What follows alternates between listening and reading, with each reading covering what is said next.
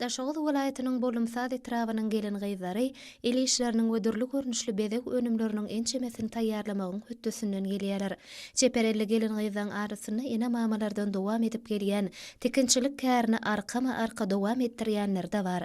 Bu ýerde tikinçi gelen gyzlaryň usatlyk bilen eden eli işlerine raýatymyz tarapyndan ul isege bildirilýär.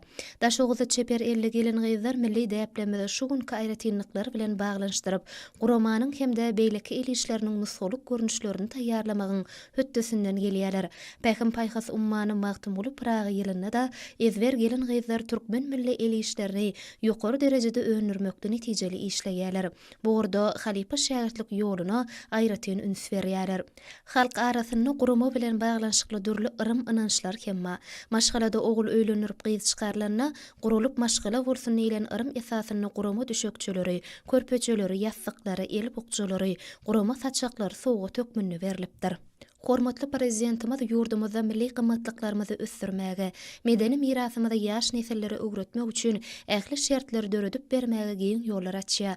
Muň özü bugun Daşoğuz welaýatynyň owularynydyr, şäherlerini el işlerine münasip dowam ediji, eli hünärli gelen gyzlaň milli buýsanjyny, öz kesipkärini bolan söýgüsini ýene bir gez artdyrýar.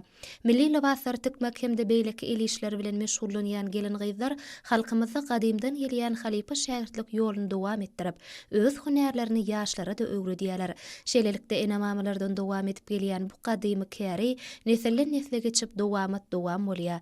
Eller hünäri usat gelen gyzlar milli gymmatlyklarymyzy ösdürmeklige döredilýän giň şertler üçin gahrman arkadagymyza hemde arkadagly gahrman serdarymyza alkyş sözlerini aýdýarlar.